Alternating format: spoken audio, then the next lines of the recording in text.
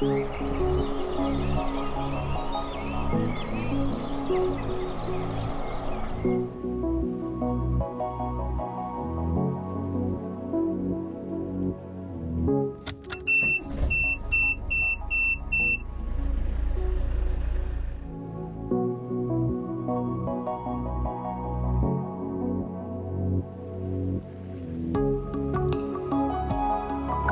are on our way this morning to DOOGEE Marina from our overnight stop at the Gazelle in Beaumaris.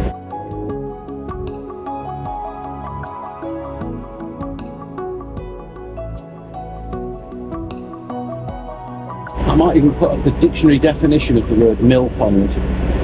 It looks like an ice rink this morning, the water. It is so still.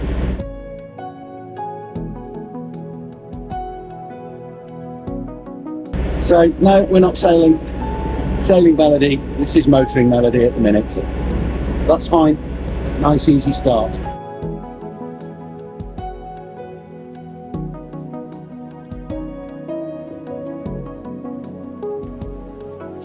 Last night was completely uneventful. Nothing happened. I slept like a log.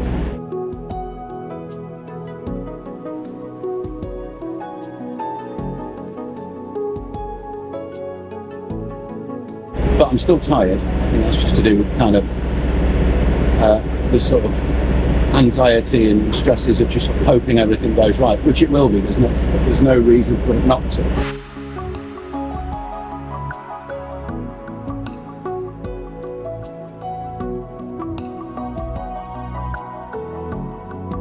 Absolutely fantastic this morning. We are just about to come up to the beautiful town of Beaumaris. Beaumaris is a charming town on the Isle of Anglesey in North Wales, home of one of the most striking medieval fortresses in Britain, Beaumaris Castle. Beaumaris Castle, constructed in 1295, was the last and largest of the castles built by King Edward I during his campaign to conquer Wales. It is often regarded as the most technically perfect castle in Great Britain, designed by the master architect James of St George.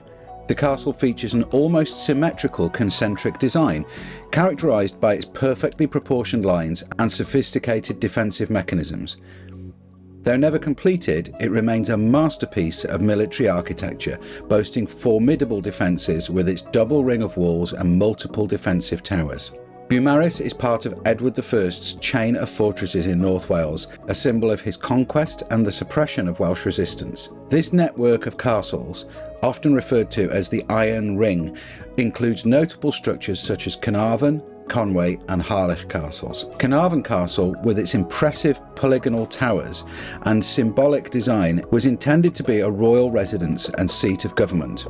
Conway Castle, perched upon a rocky outcrop, is renowned for its high curtain walls and stunning views of the estuary.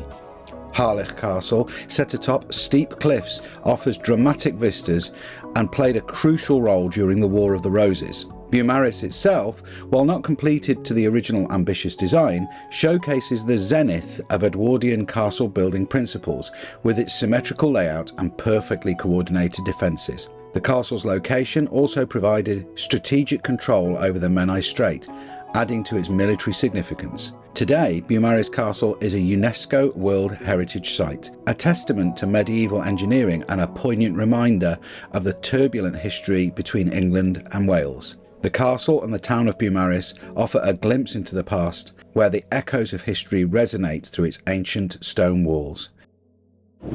The next place that we're going to transit through, the next kind of significant landmark, if you like, on our journey, is the gap between Puffin Island and the mainland. It's quite a narrow gap. You've got to get the timing right. We're actually punching the tide a little bit at the moment, so we're running against the tide. So even though we've got our engine sort of pushed to 1800 RPM, we're only doing about 4 or 4.5 knots because the tide's running against us. Once we go through the gap at Puffin Island and turn off towards Conway, then we'll actually have a lot better speed over ground, because we're going quite fast through the water but not very fast over the ground. So you probably can't see it on this camera, but I'll show you on the other one. The gap's just up here, so we're following the Boyd channel up to the break, and then we go a little dog leg through the break, round the back of the island, and then off towards Conway.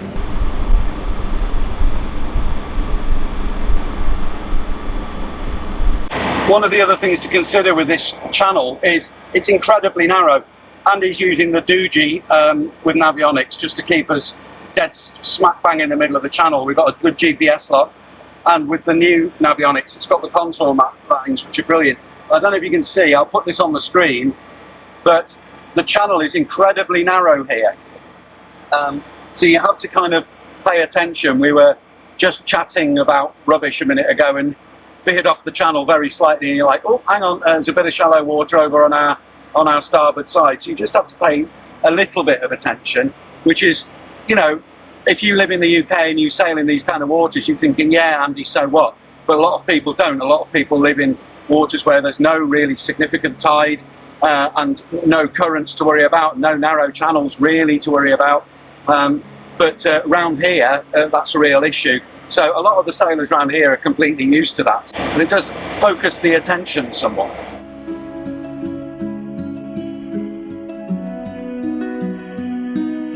As we navigate our way through the narrow passage between Puffin Island and Anglesey, we're surrounded by the striking beauty of the Menai Strait. This little gap holds a special place for me. As a child, I spent countless hours here by the lighthouse, watching boats glide through these waters. And although I've been through here many times before, it seems right that we're heading this way at the start of our journey, and the experience is every bit as magical as I thought it would be. Puffin Island, or Ynys Seiriol in Welsh, is a sanctuary for a variety of seabirds. As we round the north side of the island, keep an eye out for the cliffs teeming with life. Puffins, for which the island is named, are a joy to spot, with their colourful beaks and distinctive flight patterns. Although their numbers have dwindled, you can still see them here, especially during breeding season. Besides puffins, you might also catch a sight of razorbills, guillemots and kittiwakes, all vying for space on the rocky ledges. Cormorants and shags are common here too, often seen drying their wings on the rocks. Perched on the highest point of Puffin Island is a significant historical structure, the remains of a 12th century monastery. This monastery, dedicated to St Seiriol, gives the island its Welsh name. St Seiriol was a monk who, according to legend, founded a small community here, providing a place of refuge and spiritual solace. The ruins we see here today are a reminder of a time when the island was a centre of religious activity, far removed from the hustle and bustle of the mainland. As we continue our journey, leaving the island behind and heading towards Deganwy Marina, the tranquility of this passage is palpable. The gentle lapping of the waves, the call of the seabirds, and the fresh breeze create a serene atmosphere that's hard to match. It's moments like these that remind me why I fell in love with sailing in the first place. However, little did we know, the peace that we felt was about to be disrupted.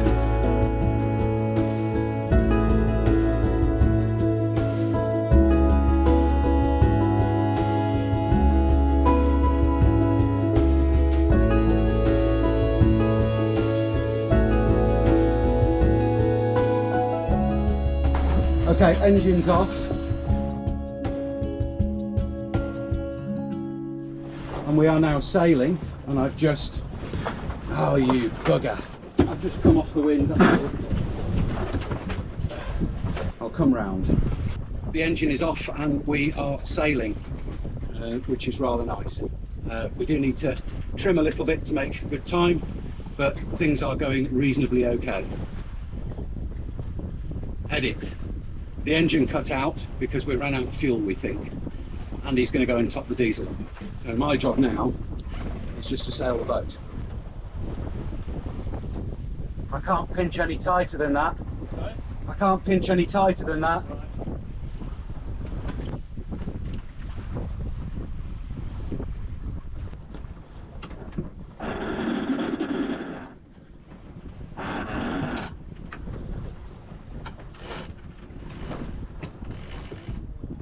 You are?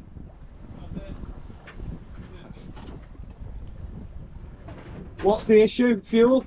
Sorry? Have we got fuel? We've got fuel. No, yeah, there's a little bit in the bottom of the inch and a half. Alright, it's fuel then, isn't it? Yeah. The top and bottom is upside down. I've got it fine.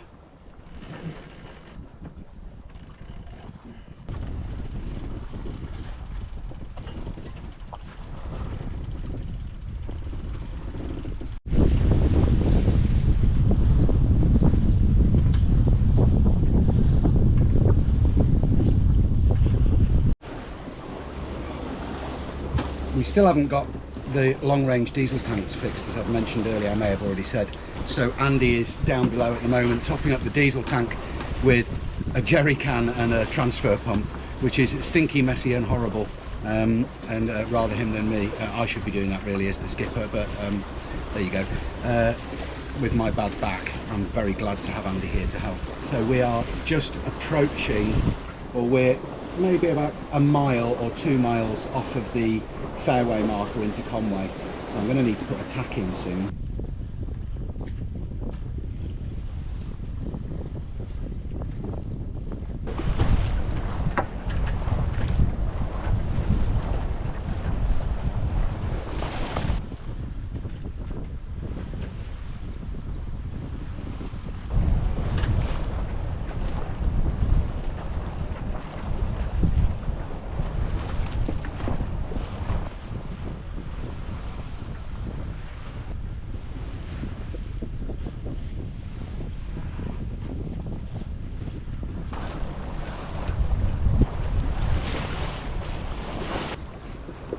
Update. We are 25 minutes from the fairway. We're just tightening the injectors back up now. I can't see any diesel to fit that much. I'm losing the bottom of it all. Okay. And the manual lift pump is either just a bit crap or not working. Andy's down below trying to pump diesel back into the system. You are? I could have used the line to the high pressure pump. Okay. We've not run out of fuel. We've got loads of fuel on board. We just, because we were punching the tide this morning, forgot to take into account the fact that we'd be using more diesel. Rookie mistake, but that's, you know, teething issues. It's not dangerous, nobody's going to die, it's fine. But we need to get diesel back up into the engine, and the manual lift pump doesn't seem to be working. So Andy's going pump, pump, pump, pump, pump, pump. We'll get there. It will work. So I might sort of go round in circles for a half an hour while he sorts that out.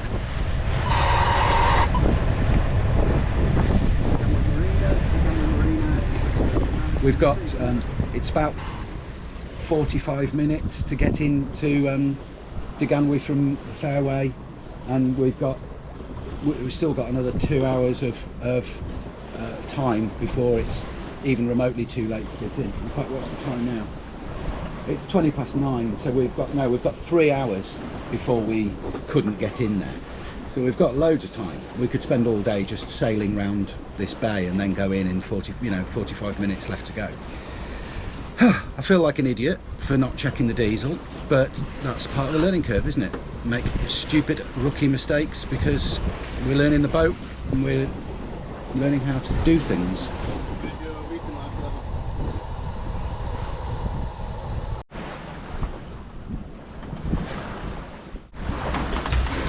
Reckon that's helped a bit?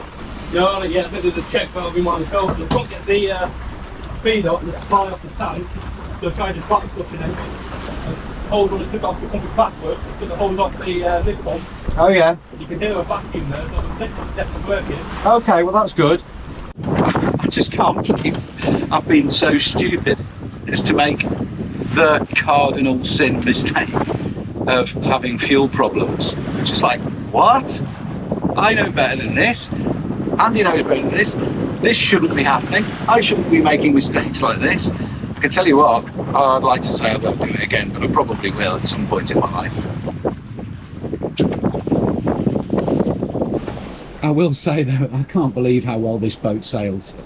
So many people say, oh, she's big and she's heavy and she's old and she won't sail very nicely.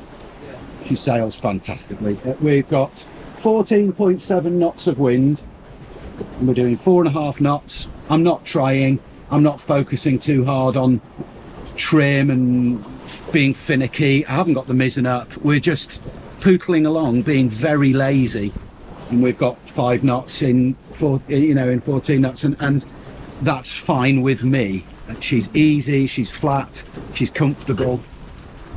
She's just not a frightening boat to sail at all. Love it. A few minutes later, Andy had worked his magic and our engine leapt back into life, so we could safely proceed against the flow of the river up the narrow buoyed channel into the Conway estuary.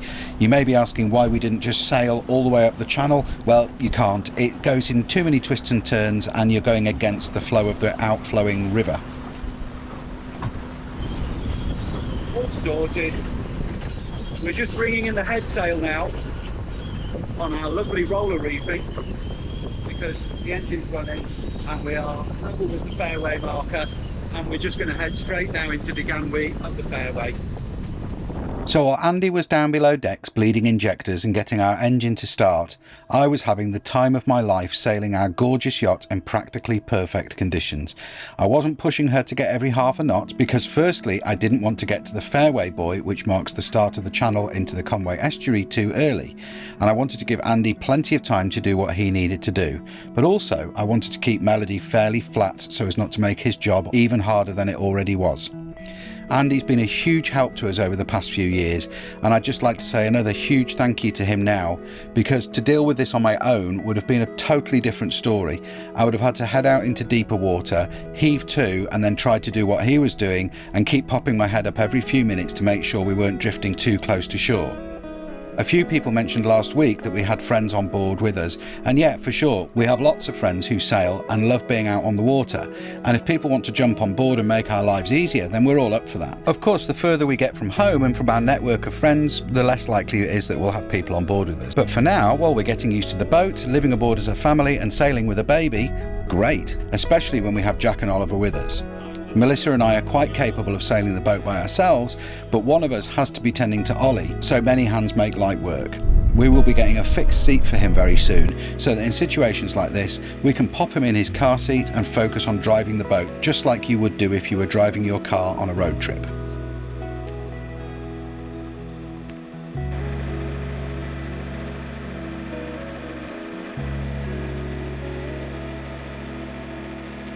Andy looks like he's wet himself because he's got diesel all over his shorts. But the man of the hour is Andy, saved my bacon. What baffles me is these solo sailors like Barry and Eric, and you know, in that situation you deal with it, but it's so much harder work because you've got to basically go right out away from land and set the boat up to kind of sail herself for a bit, while you come down below and faff around with a fuel problem. I mean, you'd have to go miles out. Yeah, I'll find a big space and heave to. And yeah, but I mean, it basically could set you back a day, because here, if you miss the tidal gate to get in, well, you're stuffed. I don't know what you'd do. You basically, what we'd have to do here would be go all the way up to Moylvra, drop anchor at Moylvra and spend a day at Moylvra sorting out before coming back, which is fine, but for flipping heck, it would be a pain in the bum, wouldn't it? But yeah, thanks to Andy again, as always, for bailing me out of this crap. One day I'll learn to stand on my own 2 feet. One day I'll be a real boy. Shoot that in. Now, here's the thing. We're motoring in, but we have had engine trouble of our own making. But I'm motoring in with the main up, because that's the primary engine. The diesel thing down below is the auxiliary. So if we lose the engine again, which we shouldn't now because we've found the problem and sorted it, we've at least got some form of propulsion, which will give us some form of steerage. So that's why I personally think, if in doubt, you should have some sail up. Coming up into this channel here, it's buoyed and there's a series of port markers. So at night, they've all got different flash patterns, so they all flash at different rates. But some of the pauses are really long. So if you're not used to the area, and I'm not really used to coming into Conway, I've been in here before, but a long time ago, the flash pattern is such that it can be quite difficult to figure out which port marker you're heading for first. So I can see here, I can see one pretty much on the nose and one off to my port side. And the temptation is to go for the further one because it looks like the obvious one, until you notice the other one, which is sort of hidden by the land because of the colour. If you got that wrong, at this state of day, you'd probably be fine anyway. But yeah, at night, that can be potentially quite confusing. which is why it is worth paying attention to learning your navigation, learning your voyage, and, you know, not just relying on GPSs, which is exactly what I'm doing right now. But I'm also relying on knowledge and looking out of the windscreen. Use your eyes.